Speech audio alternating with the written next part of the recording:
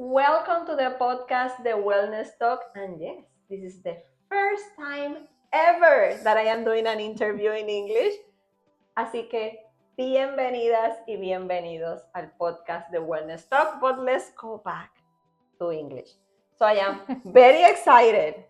Really, I'm very, very excited. This is my first time ever having an English interview, but I am very excited too because it's with my friend Courtney. And from the bottom of my heart, thank you so much. And welcome to the podcast. Thank you. Thank you for having me. Yeah. Okay, so I know, right, that you have over 20 years of experience as a PR in executive coaching. But tell me, what really inspired you to become a family therapist? And how do you think all those years of experience really help you to be a better therapist? Yeah, sure. Looking at you or looking at them? You can flow. You A can little bit flow. of both. Okay. Hello. Okay. I'm going to start way back when I was little. I pretended to be a news reporter. How do you say in Spanish? Una reportera. Close enough. And I was really fascinated by the human experience, by people's stories. Oh, okay. I would have my dad just like this, but maybe with one of those like old big camcorders record me. I'd pretend to have a microphone and I would tell a fake news report. So that led me to my first career, which was public relations. And for anyone who doesn't know what public relations is, this is when you work for a brand or an organization or a person, and you're figuring out what message you want to convey on behalf of that organization or person to a certain public. And I really got into it because I loved telling stories that I felt like deserved to be told. Oh. So I did some work in nonprofit, and early in my career, I started in consumer communications. So that was really about how do I want someone to perceive this brand. And then later in my career, I started working in corporate communications, and that was internal comms. And what that looked like was helping people inside a company communicate. Oh, so that could be founders, co-founders, an executive team. And what I really realized is a lot of the skills that we needed in crisis comms in particular would benefit by having more of those in our living rooms. So okay, that's interesting. So long answer, but I had this lightning bulb moment go off where I thought, I think I might want to explore doing a career that felt meaningful in a much different way, but how do I transfer the skills? So that's how the idea started percolating. Oh, that's great. So how would you describe the role of a family therapist? And what type of issues do you really help the families? Mm-hmm. Good question. So I'm a licensed marriage and family therapist in California. Typically, we get licensed by state. And there's specialties within that. So I'm typically working with couples and teenagers are my kind of two core areas of focus right now. I also work with individual women. I work with some underserved communities. So the role of a marriage and family therapist is varied, and it depends on if you specialize or if you're more broad. Our job is really to help relationships. So different than maybe a social worker or some of the other adjacent careers, the core of our work is, are you living a life relationally that fulfills you? I like to say that I help people heal the relationship they have with themselves, with others, and with their past and future. So, yeah. Okay, so what is one common misconception that the people have about family therapy? Okay, I don't know if this is just a bone to pick or sometimes you'll hear people say, oh, therapists, you're just paid to listen all day. And like, what good is it to listen? And I think this is a misconception about what therapists do, because therapists have really specialized training to do active listening. And there's a lot that's going on in our minds, in our bodies, as we're trying to navigate the situation. and then how we respond, all of these things. So I think misconception is that we're just listening. Active listening is a really important component, but it's way more multifaceted. And then I think the other thing is with couples therapy in particular, oftentimes couples come in thinking that it's only going to be about communication. And it's about so much more than communication. So yeah, those are probably the two biggest things. Now that you're talking about communication, what are some of the most common communication challenges that you see that the families have? Well, lucky for me, I don't have to reinvent the wheel on this. So I practice something called Gottman method. So Gottman method couples therapy. Doctors John and Julie Gottman created this form of therapy, and it's really research and evidence-based, years and years and years. You can, check them out more. I encourage folks to. But they found that at least within a couple dynamic, and oftentimes with families as well, there's something called the 4 horsemen of the apocalypse, is what they call them. And these are the 4 signifiers of relationship demise.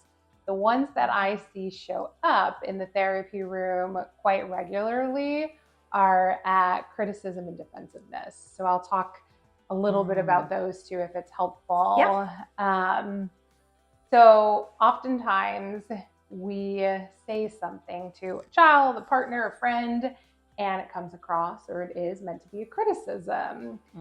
So almost always when someone is criticized, they respond with defensiveness. So a lot of times what we're teaching is the antidote, the skills to use to counteract some of these. So with criticism, it would be a soft startup. So instead of saying something like to my husband, you never take the garbage cans out, I might say, I feel really tired and could use some help with the chores around the house. Subtle differences. So, okay. So it will be more like, instead of the other person feeling that it's a criticism, it will be like a complaint. Exactly. So you can complain without blaming. So that's like the major difference between a criticism and then a communication that feels healthy. There's also, I should say, all 4. So there's also stonewalling and contempt. So those mean contempt is when you're really attacking someone's character. So you're such a fill in the blank. And you're really going right for attacking who that person is. And then stonewalling is shut down. It's when, I'm going to keep you over here. These are all safety mechanisms that we developed way back when we were fighting lions and tigers and bears. They don't really work in modern day communication. So that's with couples specifically. In individual work, anxiety, depression, trauma, I mean, there's, a litany of things, but I'm talking specifically about the relationship stuff. That's very interesting. Okay. How can family, that you mentioned about like things that are more patterns, right?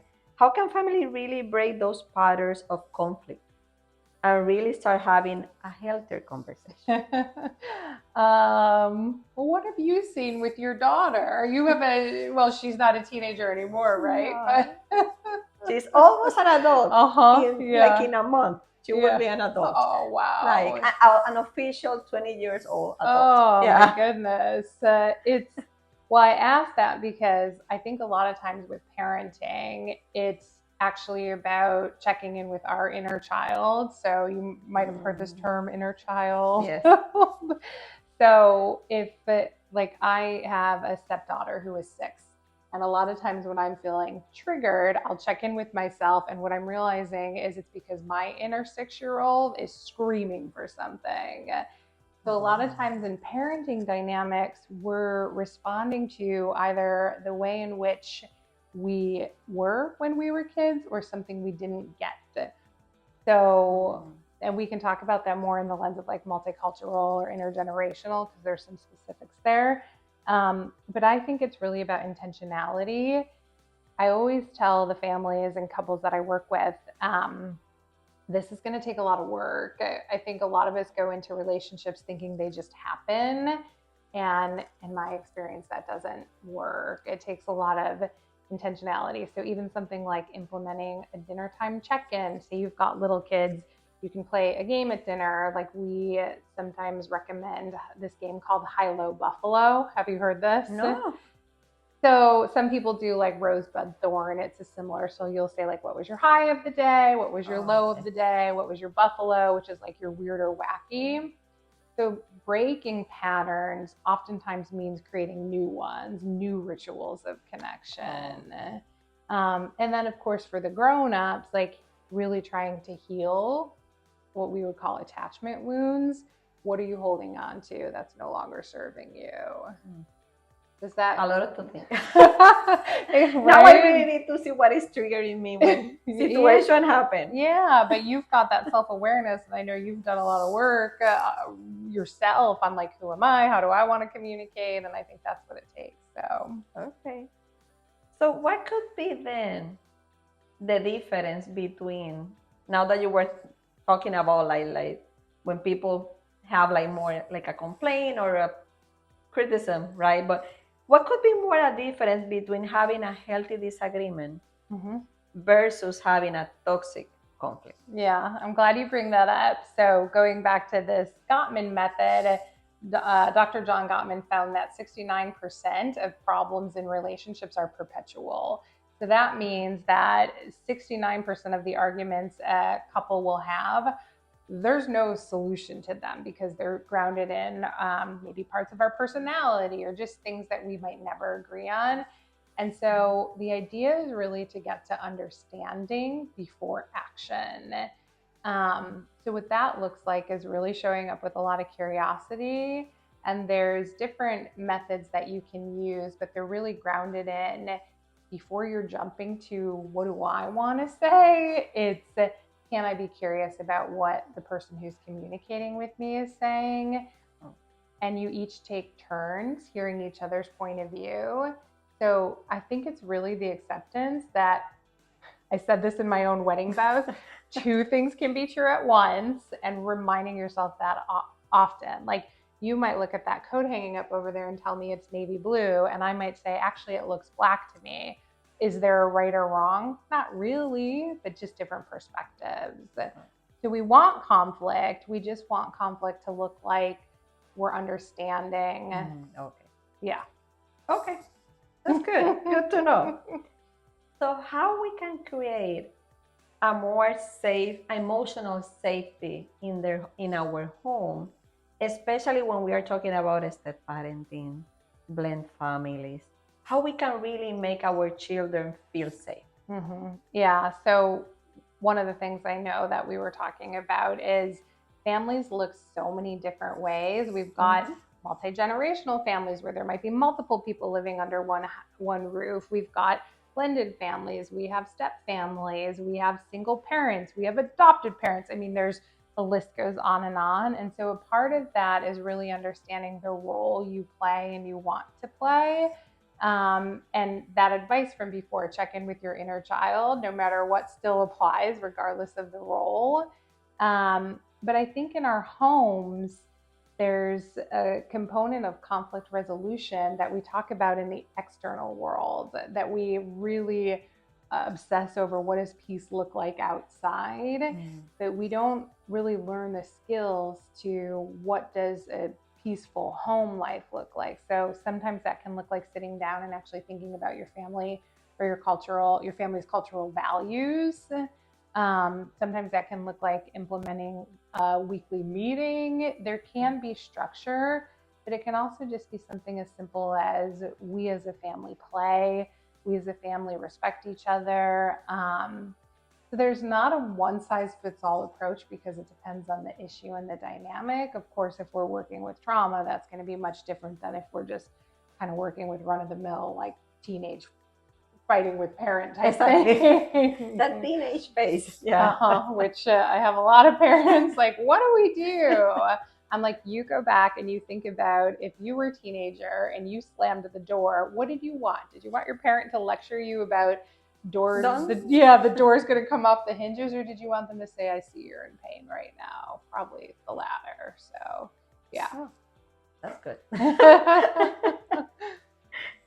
Why do you think that boundaries are so important?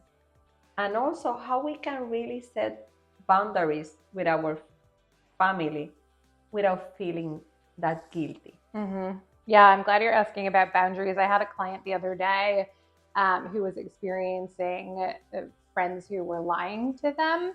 And we were talking about boundaries and I said, is this their boundaries? And I said, no, lying is avoidance of boundaries. Boundaries are being able to say what you are willing and not willing to do. And to set that boundary. The challenge with boundaries is we can set a boundary, but it takes the other person to respect that boundary, and they don't always need to. So boundaries, there's rigid boundaries and there's loose boundaries, and then there's a sweet spot. We don't want to be overly boundaried where we're protecting ourselves so much, and we don't want to have loose boundaries where people are walking all over us. So I think finding our own individual voices and understanding what our triggers are and what's going to help me to feel emotionally, psychologically safe is where boundaries come in.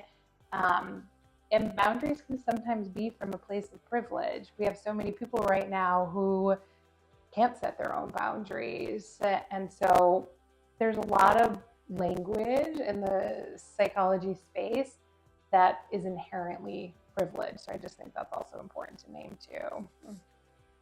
Okay. Now let's talk about generational difference. How do you recommend that we can navigate that? Taking in consideration the multicultural part. Mm-hmm. Yeah, so one thing that I see oftentimes working with, especially multicultural intergenerational families, is oftentimes, like, let's say we're looking at a family an immigrant family. The parents are, the first generation, and oftentimes they move directly. Oftentimes their attachment style or their just coping style is one of survival. I had to endure. And sometimes then when they've got children that they're raising in the US, it's more about self-actualization. So we've got survival and self-actualization. And so it's a big trigger for some parents to say, you're over here wanting to self-actualize when I gave up all this for you. And so that inner child is coming out saying, I didn't get to do these things sometimes, or I want to make sure you can survive, is oftentimes really what the biology is. And so if we actually look at that specific dynamic as because of the survival coping mechanisms, your children are able to actualize, you did a lot of things right. Again, I'm naming that when we talk about intergenerational and intercultural right now, things are not normal in this moment in time. Exactly. And so there's not kind of this one size fits all survival and safety mode at all. So that's something that came to mind. Do you see anything in your experience? Well, yeah, I will say, like, now that you were mentioning about, like, in our case, I see, like, when Rabia and I, we moved with Nadira, right, to the States. Of course, we were, like, in that surviving, right? Like, okay, we want to really thrive. We want to have everything good for our daughter. But when we moved, Nadira was already 8 years old. So she already had, like, the cultural thing, right? Yeah. But still, we saw that she started developing things that we were like, okay, I'm glad that she's not in that survival mode, right? Because she feels like she's in a safe environment. Sometimes right, as a mom, you can see that some survival things are happening, of course, in this environment now. That you probably triggers a little bit, like for her or other of my like people move from Puerto Rico, right? I can see sometimes I think that can be a little bit more triggered. But sometimes when I look back and I see how my daughter interact and everything, I am like, oh, that's good. Like, she's really, like, keeping her identity, but and feeling proud of who she is, but without feeling like, oh my God, like I like all the things that Brother Ravi and I had it in our head when we moved here, like, oh, we really need to make this work, right? Yeah. Because we don't move here and then to make our daughter life worse, Yeah. right? Yeah. So Yeah, exactly.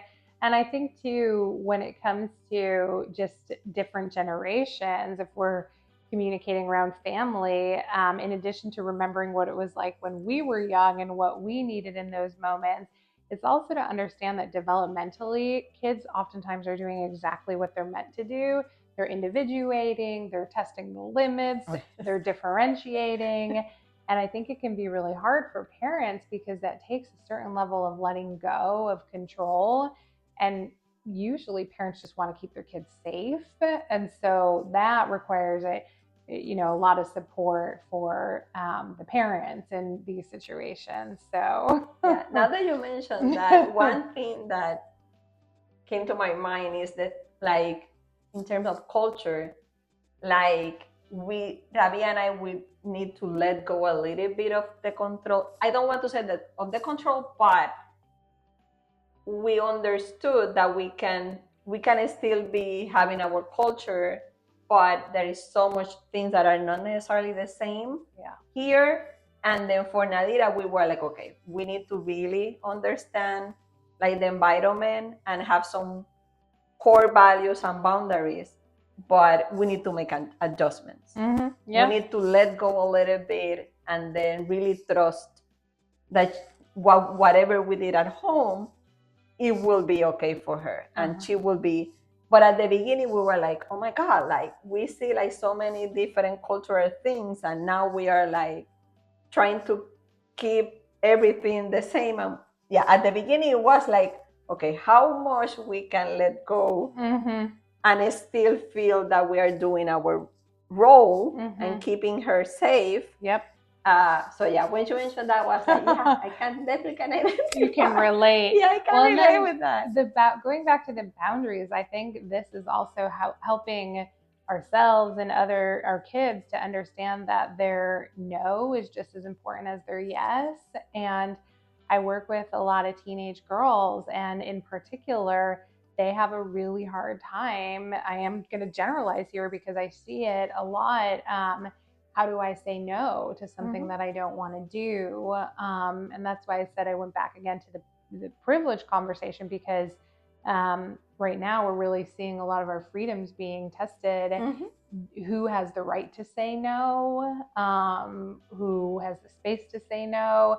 And so it's important to name. It's not always as simple as being able to set and teach boundaries. Families of color are having very different conversations around boundaries than I would with my kids. And so there's so many nuances to this.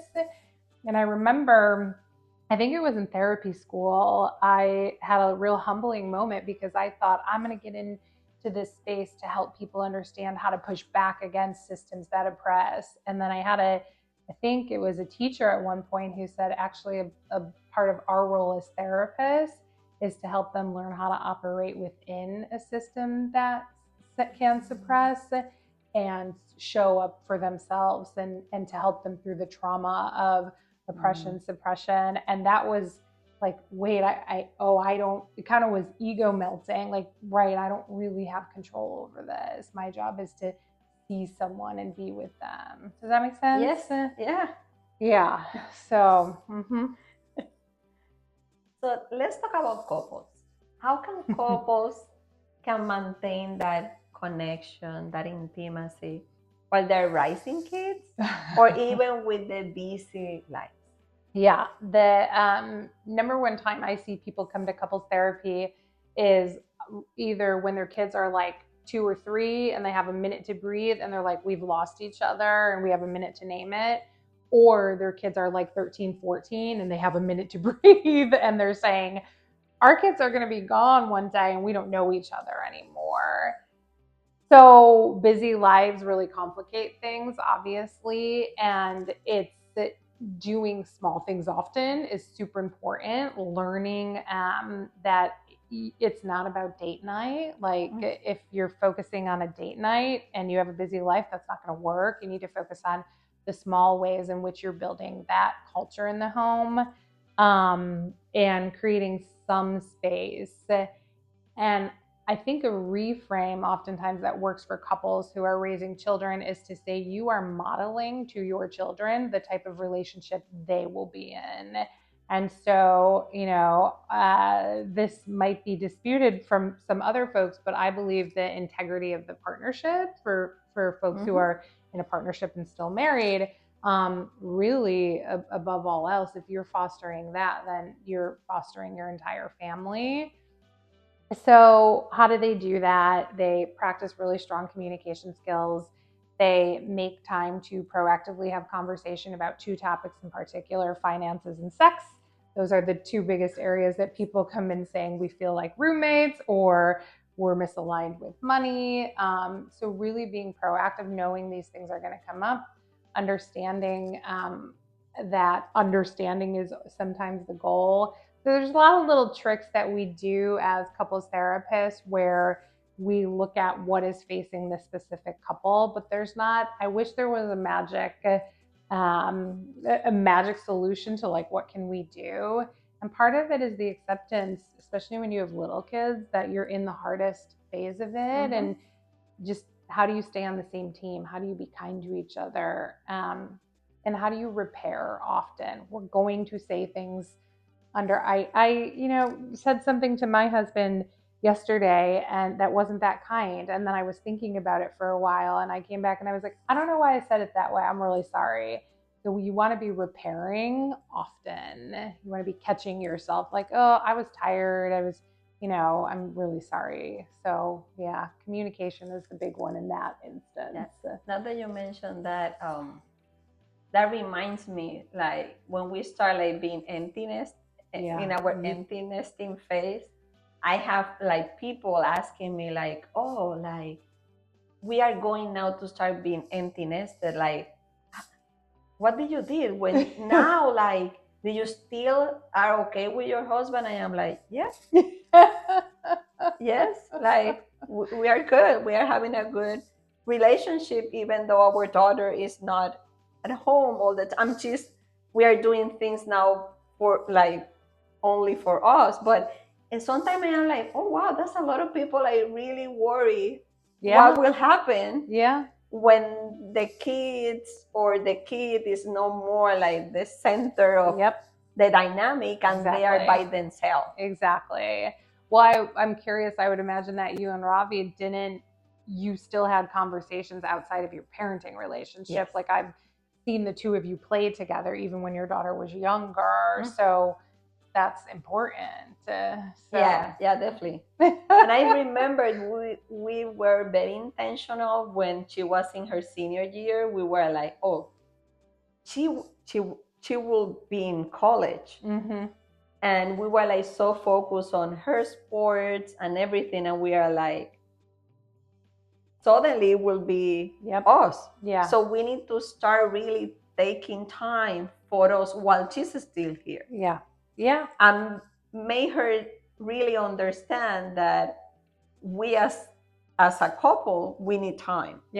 And we started having like time for ourselves by being a couple. And I think that really helped because when she left, it was not like, oh, who are you? Oh, do I know you? It was more like, okay, we're here to really support each other in this new phase. Every time that I was crying, Ravi already knew, like, okay, I know that she will be crying, right? And I'm here, like, it was really like a way of, he knew how I will be, and then I knew how he will be in that situation. And then we were able, like, okay, we can really survive this. But for me, sometimes people ask me that, and I'm like, oh, like, there's a lot of people is probably worried. Because the conversation becomes all about the kids. And then with the two of you, you knew exactly what each other was experiencing. That shared grief, and you can relate over that. The other thing that is really proven, so there's a really great Hidden Brain podcast about this that I can share with you if helpful, that talks about like the secret to long-term relationships is two parts. Basically, safety, like how do I know what to predict in our relationship? But the second piece is spontaneity. And so are we still having fun together? Are we experiencing new things? Am I supporting your dreams? Am I supporting you to be better, keep, going after your dreams? And so spontaneity is an incredibly important part of a relationship. I need more of that. Yeah, we need because I am very a plan person. Oh yeah, yes. So you need the dopamine hit of the spontaneity. So Ravi, are you listening? Yeah, I will need, because I know that I am always like I have everything in my calendar, anything to be planned. I am not a spontaneous person. Well, yeah, and so that might be figuring out like what does spontaneity, maybe in your calendar you have spontaneous date night. So it's in your calendar, but maybe he surprises you with the activity. Like how could you meet both, your needs while incorporating it? Okay, so let's talk about trauma. Mm-hmm. How can that unresolved trauma in one person can really affect the whole family? Yeah, well, there's intergenerational trauma. And oftentimes when a parent has unhealed wounds, obviously that can impact their relationship dynamics with the rest of their family. Also, at a cellular level, there's something called epigenetics, which we're starting to understand more now, which is literally how generations can pass down trauma and how we feel that in our body. But I think, there's capital T trauma, and that's like the big, heavy traumas.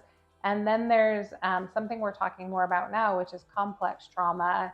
And complex trauma can look like a number of different scenarios or situations in a lifetime that someone has to face, where they're kind of constantly working through something. So trauma doesn't have one specific look, but what trauma does is it keeps us frozen in the past.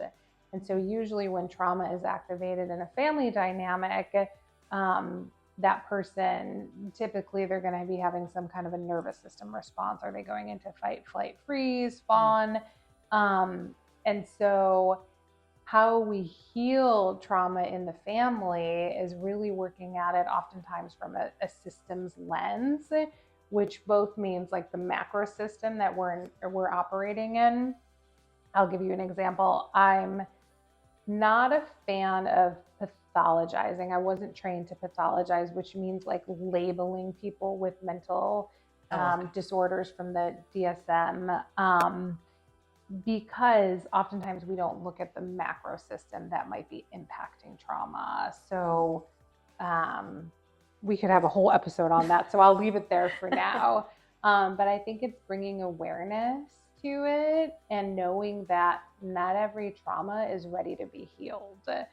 For some people, it's actually not safe to start like poking at a trauma. We can think of it like a wound, and that wound oftentimes is going to open up. And how does that specific trauma need to be cared to or attended to? It's going to depend on the person and how they're responding to it. One thing about trauma that I keep thinking about right now is the importance of not taking on other people's trauma, because then none of us would be regulated enough to help. And it's really understanding, when is this mine to hold, when is it someone else's. There's a lot we could talk about. So I don't know if that answers your question at all, but it's a big question. Yeah.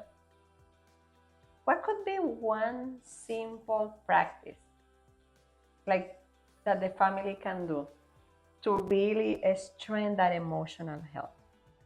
One practice. Honestly, play more. We are so busy. And again, I know that not everyone has time to play, but that could look a lot of different ways. emotional attunement through play, especially if we're talking about a family with children, but even adults, create opportunities for wonder and awe. Now we have so many resources available. You can go to AI and ask for family play activities. But creating moments where we let children and ourselves just be present with each other, where it's about being and not about doing or productivity, can be really healing. I made a fairy garden with my stepkids this week, and there was no other intentionality other than to be able to play and at nighttime to put a bowl of water out for the fairies and like, what do we hope the fairies say tonight, and so I think imagination and play in families is super important. That's what comes to mind first when you ask that. I don't know. Yeah, that's good. That's good. That reminds me that we usually like to have like during the weekends when our daughter was still home, having like one game, and that was like we have like so much fun. It could be like, and we always have it like on Sunday, but we had like so much fun in that probably half hour. Yeah, and sometimes my husband and I, when she comes to spend like spring break or whatever time, we are like, oh, let's play like 10 minutes, right? Like, and she's like, okay, okay. Well, it's what I love about that is also looking for opportunities to say yes. So often we're like, oh, I can't do this or I can't, and it's like, well, when can I say yes to something, to anything? And then I think really working on validation is an important piece for not only healing families or having stronger emotional connections, but all sorts of relationships. Validation is the number one piece I see folks struggle with. So I can see why you feel that way. Seems to be the hardest thing for people to say because it attacks their sense of being right. So I think if we can practice really taking accountability, even if it's for like the Gottmans say like 5% of a situation, and then the validation piece, if you practice that in a home, it can go a long way. Okay, so I know that you mentioned like grieving and all of that, but how can therapy can really help family going through grief, right? Like a loss, or even like a big transition or a difficult situation in life. Yeah. I think a lot of times you'll hear therapy talked about as a holding environment. And I think going back to this concept of being, we live in a society and a culture here that really is always pushing us to do, to heal, to fix, to. Yeah. And a lot of what therapy is creating this holding environment to just be with what is. And so when it comes to grief, my husband and I were talking about grief. It's such a uniquely human emotion. We saw this movie last night and I was sobbing, and it was a grief feeling. And I was just thinking about grief is such a hard feeling. And there's not a great way to just hurry it along. So I think when it comes to grief, it's actually about making space for it and honoring and respecting that sometimes it has its own voice, it has its own trajectory of when it wants space, when it kind of wants to say, not right now, I can't. And so almost externalizing this feeling of grief and getting curious about it if possible. And just talking about things like, how do we talk about all of the grief that we're experiencing about things going on in the world, and then all the way down to how do you talk about grief when you lose the pet in your home? There's so many examples, and I think it's not shying away from it, but really showing up with softness. Okay, so what could be one piece of advice that you can give to anyone that really wants to create a more safe, healthy like environment? Well, I think the number one thing that we can do is learn to trust our own inner wisdom. So my private practice is called Stories We Tell. And I think about that through the lens of we all have stories. Our bodies are holding stories, our minds are holding stories.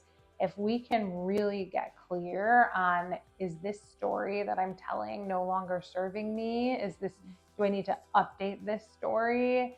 And constantly be curious about ourselves and about others. That leads to a lot of better empathy and understanding and belonging and all of those things that I think we're all striving for. So it goes back to my first career, update the narrative. Oh, okay. So I yeah. like that.